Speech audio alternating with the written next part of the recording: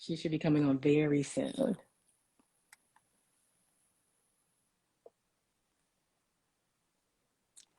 Hi, Melinda. How are you? I am great. Rena, how are you? I'm doing well. Thank you so much for joining us. I'm glad to see that you have on festive red. I have on festive green, Hey, like right? like we planned it. We almost like we planned it, right? Okay, we're gonna have fun already. I can already feel it. Now, you're known to the world as Small Biz Lady. I told you yesterday that I followed you for years. And what I know about you is that you are living in Philadelphia currently. You are known as Forbes #1 influential woman for entrepreneurs, right? But before all of this, before you hosted Small Biz Chat podcast, what was your relationship like with money growing up? Well, it's interesting that you asked me that question because in my household, my father was an incredible saver. Like my parents were very visionary with their money. There were four of us. I was the oldest. And, my father was determined that we would go to college and not come out with loans. And so he was very significant with his saving. But also, too, I can remember at 16 years old, my father saying to me, listen, credit is a privilege. No one owes you credit. So if someone gives you credit, you need to protect it and pay money back on time. And he taught me that. He probably turned me into a bill paying freak probably very early on in my life. And that's probably my earliest memory I can have of like having a serious money talk with my parents. That's pretty good because I bet it kept you from getting the credit card when you went on college campus for the first time. And and so you didn't really have to, or did you? Did you have to have a whole renewal of your mindset when it came to your finances at some point? I did. And I'll tell you a funny story. When I got my first good job, right? When I came to Philadelphia, Market 4 television, that was my first like big money paycheck. And I remember having a Okay. conversation with my dad. And at the time I was like, oh, I need a new car. And I had been to the BMW dealership. And back then, if you were a little bit successful, everybody was driving with that 328i, the littlest, cheapest one Okay. BMW you could get. And I remember I had been to the dealership. I had gone on a test drive. I was getting ready to buy this car. And my father said to me, listen, if you buy that car and you don't have a garage to put it in, you don't need to ever pull it up in front of my house. Hmm. Wow. And he just humbled me like right there. Like I was like, oh, I Just was like that. 25 years old and I was, feeling myself because I was like, Hmm. Market 4 television, I'm making real cash. But I went out and bought a house instead, a house that I still Mm. own to this day. Very And good. I didn't get a luxury car until I was 37 years old. There. Wow. You held Yes. out. Did you buy it Yeah. cash? I paid pretty good on it. I mean, Good down payment. end up getting a BMW. By the way, I'm a proud Lexus driver. But my point is that he reoriented me right there. Like I got ready to make, what do we call one of those hood rich mistakes, right? You get you a few dollars and you Yeah. want to, go out and buy you a gold chain so everybody know you're successful. So if it's not that, it's these other things. We immediately start living over our means, and so Hmm. over the years. I mean, my father's dead and gone 18 years now, but I can still hear his voice in the back of my head, be like, really? You gonna do that? And that's good. And I hope you pass that on to your legacy as well. And so I want to know one thing about you because you were in news, right? But Yeah. at some point you decided to go into entrepreneurship, right? So tell me about the decision to go into entrepreneurship Well, or to it's become an entrepreneur. well for me. I got my dream job when I was like 24, 25 years old. And what I learned from that is that you got to be careful what you wish for because you just might get it, right? So I always wanted to work in top market television on my way to network, blah, blah. Yeah. And then I got here and I was like, I hate this. Like, Wow. yeah, and it was funny because I remember when I quit my job with the ABC station here, and people were like, girl, are you crazy? That's a good You people quit work their that good whole job. career.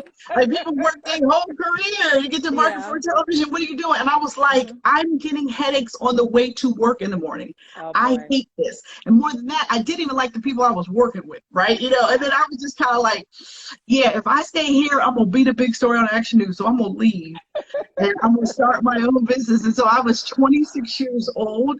I Okay. literally had a laptop, a fax machine, and a dream. That's how long ago it was. And I have Wow. been in business successfully for 22 years. Congratulations. So, and Yeah. you certainly know what it takes to be a smart business owner because of that, then. And so, let's jump right into this. This year, business owners, they were crushed by the pandemic, unfortunately, last year and this year, right? And so, what are some ways that business owners, small business owners, can make the best of this holiday season and increase their profits and their influence? Well, number one, if you're not selling online, you need to get online. E-commerce is where it's at. Online shopping was booming last year, and that is actually the same thing going on this year. So you don't want to miss out. It's still not too late. You can get a holiday offer out there and still make some good cash. The second thing is don't forget about your existing customers. Because listen, an existing customer is 60 to 70% more likely to buy from you again. But everybody Mm, spends all their time chasing new leads. I'm like, no, yeah. love on people who've already loved on you. So you got to Hmm. use email to warm those relationships up and let them know what your holiday offers are. And look, you got to be willing to buy ads. It's not enough to do organic content marketing at this point. You have to be willing to buy ads, and you can do that all kind of ways. You can do it Hmm. Google ads, social media ads, retargeting ads. If you're selling on the Amazon store, you can even buy ads on Amazon. But you have to really, the key to buying ads though, is really getting clear about who your target customer is. Hmm. Otherwise, you're just going to be making donations to Facebook. They're not going to turn it into conversions of sales. And you got to get real clear about Hmm. who you're chasing. And also focus on just one product. You can run ads for just one product. If you got the That's right good. product and the right marketing message, you can make your website go cha-ching this holiday. And that's what you want. I think that's exactly what people want, cha-ching. And you know what? I'm curious to know your thoughts on so these recent changes to online advertising. I know that you updated your recent book, your recently re-released book about this, by the way. But these recent changes to online advertising, how has this affected small businesses? And these steps that have been taken by Apple and Google to crack down on data sharing. Have you heard that it's more negatively or positively impacted small businesses? I actually haven't heard from any small businesses that have been heavily impacted by this. A lot of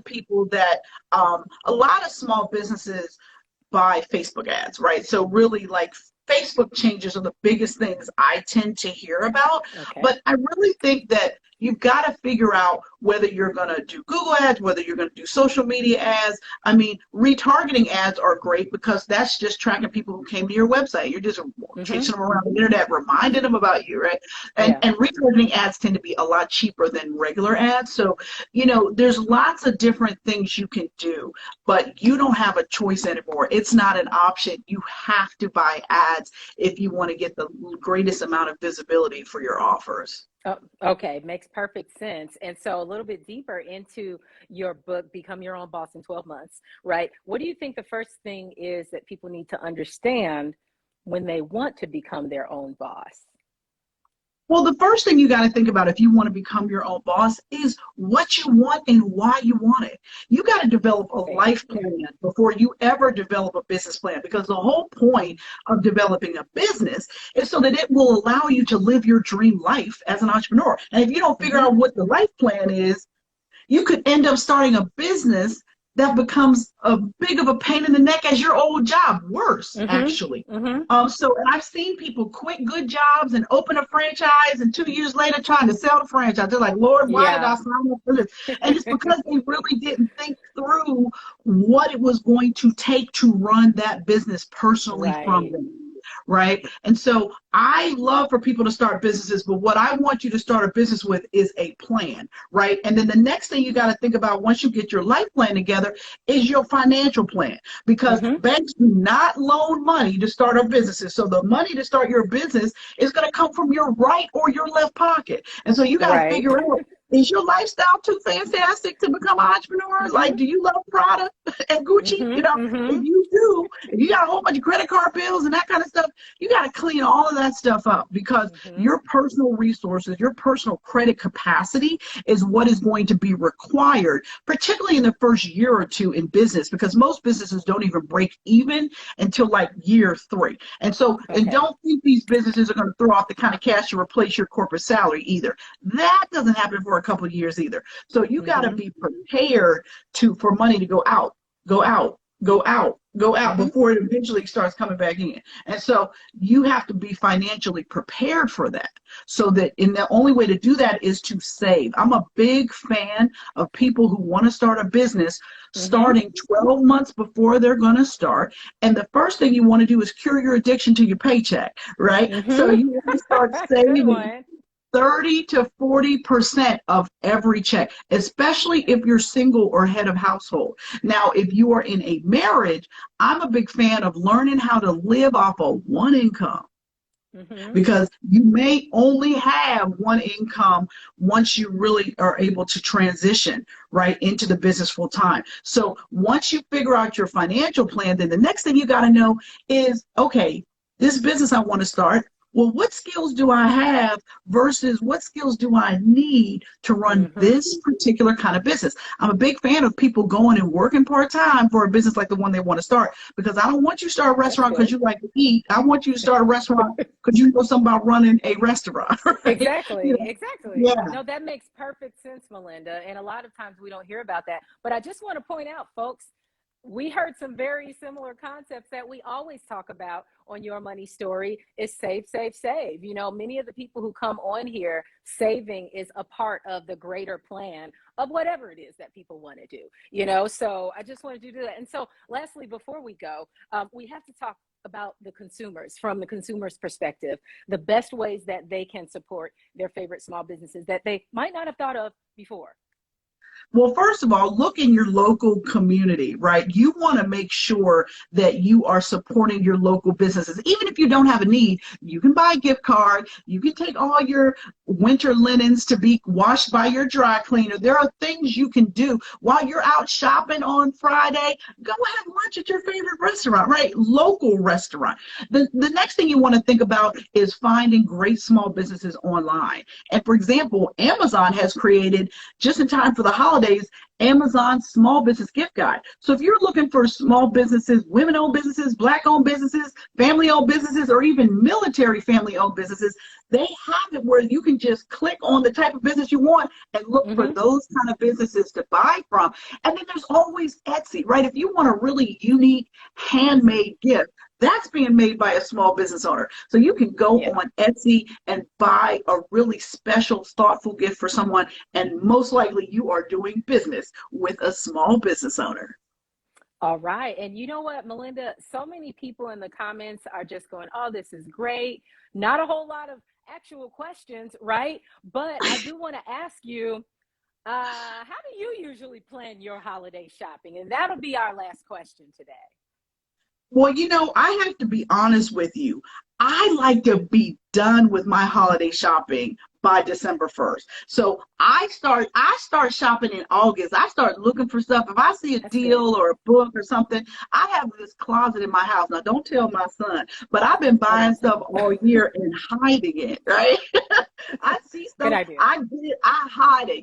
Macy's got a good 4th of July sale. Okay, I will pull things. And then when we get closer to the holiday, I'm about definitely doing business with my small businesses. And matter of fact, there's one business in particular that I found on Amazon. They're called 12 AM Co. And they have a product called Okay. the So Good fluffy slipper, and they were one of Oprah's favorite things last year. Girl, I'd Okay. already been on there and I'd ordered my size 9s and deep chocolate brown. I've already done that Really? because I believe you Okay. should be getting something for yourself this holiday too. So I've already Okay. done that, but I did get my mama a pair too. I did. I did. Okay. Well, So good, good. But and good for you getting something for you too. But we are out of time. Thank you so much for joining us. I think people really found these tips very, very useful. And so, guys, if you want to learn more about Small Biz Lady Melinda Emerson or her book, Become Your Own Boss in 12 Months, if you're an aspiring entrepreneur, so head on over to Small Biz Lady, where you can find links to all of Melinda's other social properties websites, as well as your podcast as well. So, folks, we appreciate you being here. I'm Renita Young. This has been Your Money Story. And have a wonderful holiday, everyone. And you as well, Melinda. Thank you. you too. Happy Thanksgiving and thanks for having me. Of course. Bye bye.